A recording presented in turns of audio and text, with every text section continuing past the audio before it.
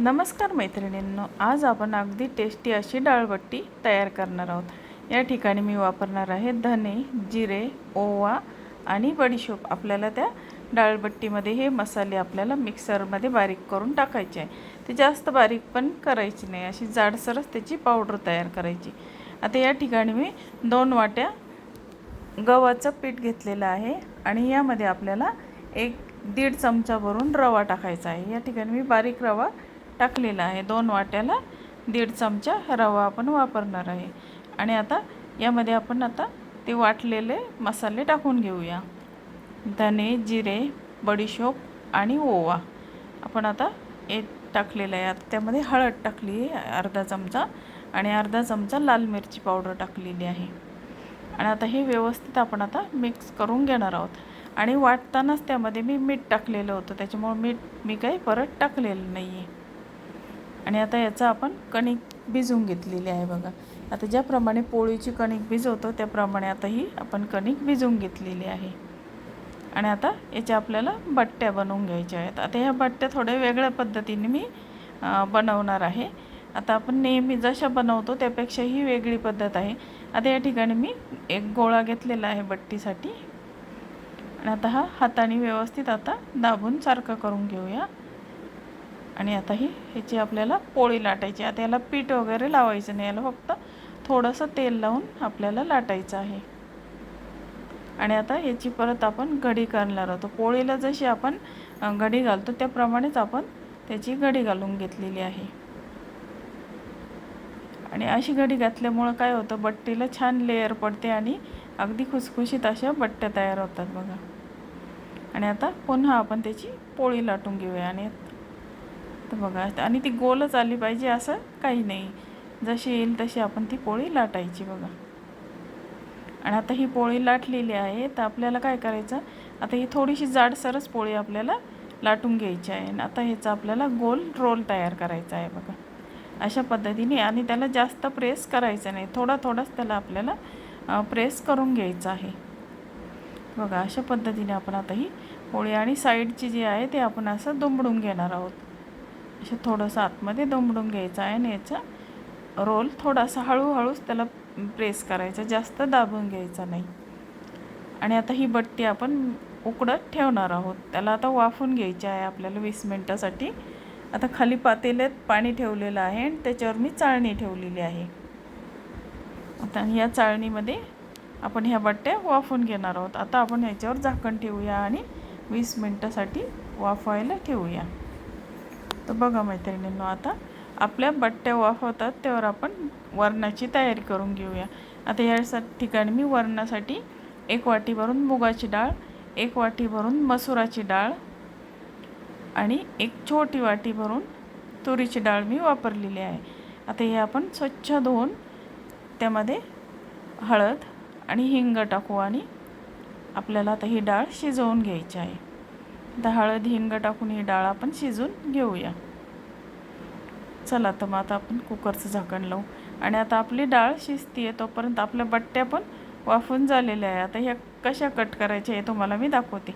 तर अशा प्रकारे आपण ह्या बट्ट्या फक्त गोल गोल अशा पातळ कट करून घ्यायच्या आहे। आता जास्त मोठ्या पण कट करायच्या नाही, त्यामुळे त्या आतमध्ये थोड्याशा कच्च्या राहतील तळताना। तर बघा, अशा पद्धतीने आपण या बट्ट्या आपण चिरून घेऊया बघा।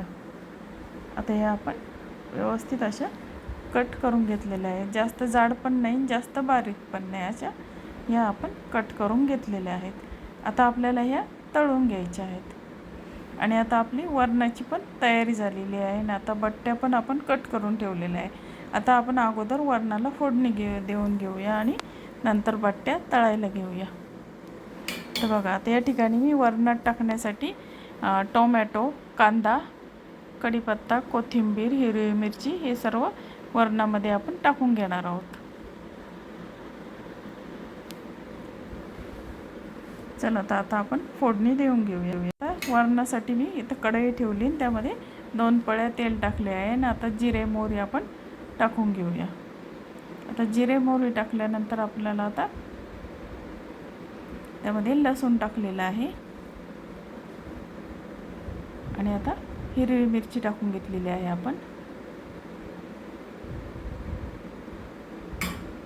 आणि कढीपत्ता.